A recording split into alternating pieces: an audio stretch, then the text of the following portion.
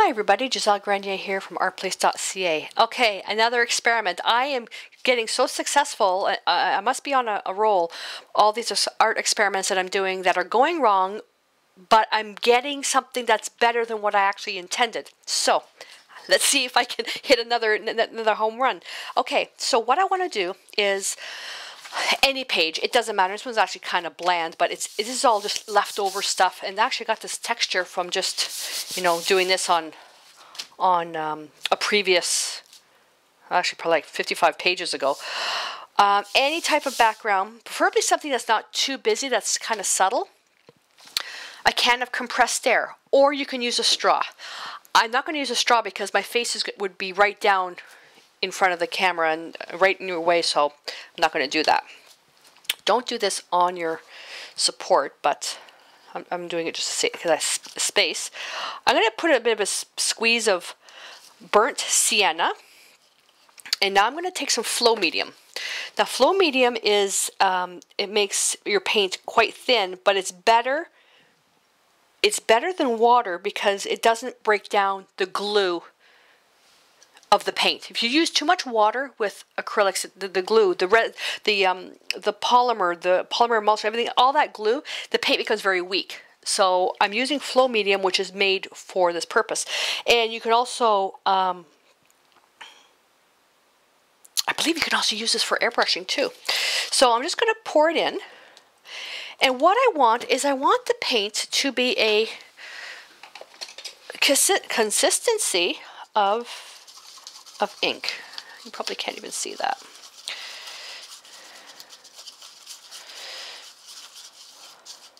The actual pigment that I love for this is transparent red iron oxide. Weber doesn't make that paint in acrylics. In oils, there's something similar called Venetian red. Is that going to give me... No, I'm going to thin it down a little bit more.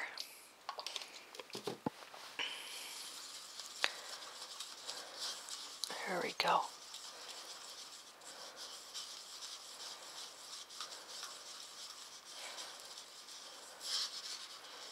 Okay. So what I'm going to do is this, I'm going to...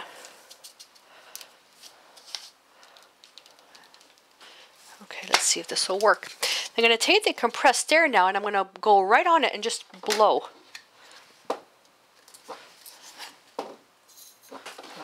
I want to hold that can properly.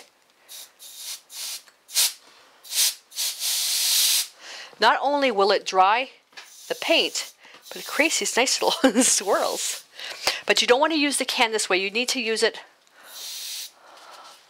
You need to use it straight up. Don't tilt it. Read the instructions first on the compressed air, so you know how to hold the can. See, you get all these really neat designs. I can go the other way. See, doing it only one way, you get the movement going this way.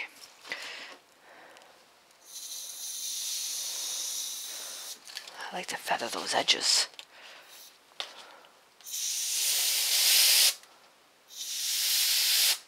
See?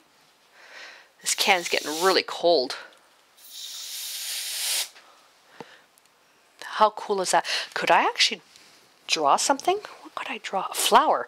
Oh, I see a flower developing. It's starting to dry. I see like a lily, an iris.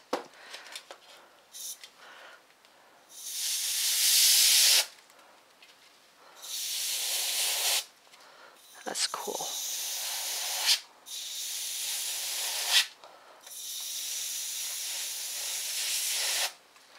That's neat. I'm going to go the other way.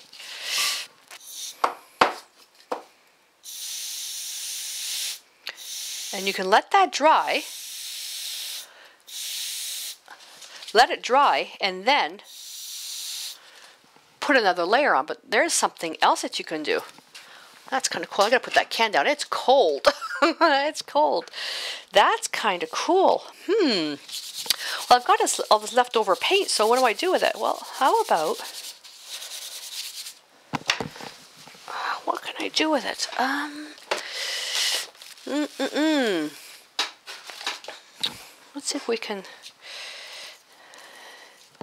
get some shapes going on here. I'm going to wait for that to dry and I'll do something else with it. If I do that, I can put little corners in the pages. That's, you know what, that looks too manufactured for me. There, I just broke it up. That looks too manufactured. I don't like stuff that looks manufactured. How about if I take an old bubble wrap stamp? I don't know if I have any bubbles left in it. Oh yeah, there we go. I don't want it to be perfect. That's neat. What else can we do? Well, we've got all this paint, so might as well use it. So I can do this over multiple pages as well. Some homemade stamps. This with cardboard. And get some lines in there. Okay. What else we got?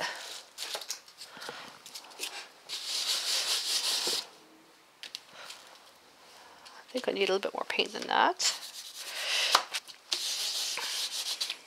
If you don't have flow medium, you can use water. Just what you may want to do is if you use the really thin paint with water as your last layer, what you may want to do is actually just put a thin coat of like a matte varnish just to seal everything so it sticks together. That's kind of neat. How if I take the brush and, oh, the paint, see the paint's too thin to actually do a nice dry brush drag technique. It's too thin. But what I am getting is almost like a wood paneling, like a distressed wood look. This is why it's really nice when you're working on multiple pages at a time or multiple canvases, is that you're just multitasking. While something's drying, you can work on something else and go on and on and on and on. That's cool. I'll put my paper right on top of that paint there.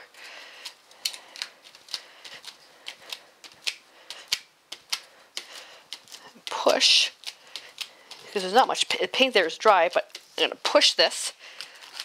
That way I have something in the back. That's neat, look at that.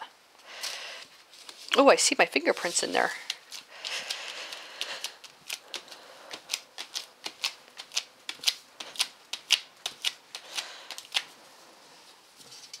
Am I going to get anything else out of that? Oh, that's not too bad. It's all about using, I use up everything. So the airbrush, the air can thing was kind of neat, but it wasn't, you know, awe-inspiring. I just kind of like everything else that I've done. One nice color that goes against this, I mean, if you wanted to use white, if I get some titanium white, no, I lied. Let me get some raw umber. If I get some raw umber, and I'm just going to kind of flatten it out there and just scraping. And what's happening is because there's so much texture underneath, it's just scraping.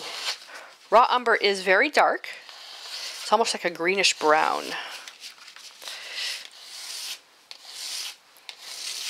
Break that up. That's cool.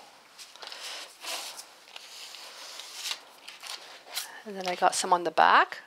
Nice. I can even cut into that. Everything while it's wet. But I wonder if this will work. I wonder if this will work. If I put this underneath, what's going to happen? Now I need something with good contrast, so I'm going to use white, titanium white. Again, it's all about the experimenting. I'll do it right on top. I'll do it, where am I going to do it?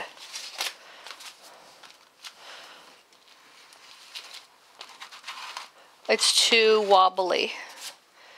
It's too wobbly. No. Okay, well that didn't work. That's okay. That's all right. Oh, I really liked it when I did this.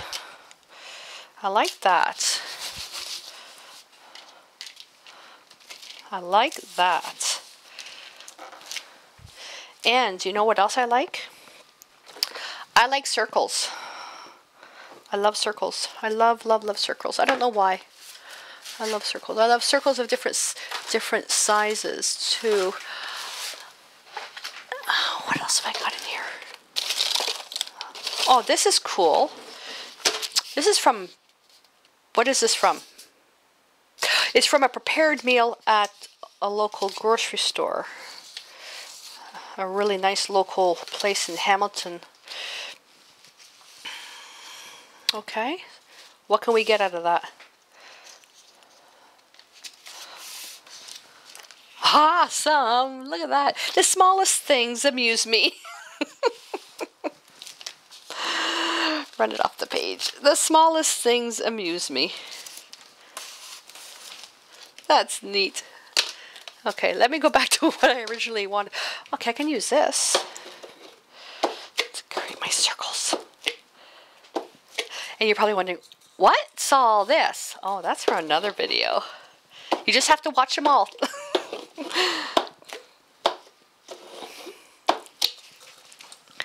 Wow, that's a mishmash of stuff on this particular page.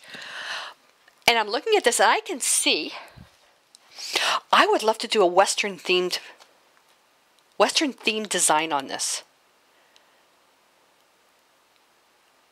I could do something, like I love John Wayne, so I could actually do something with John Wayne, a horse, a horseshoe, but something Western. That's what I see when I look at this. So, was this an art experiment gone wrong? I think it was.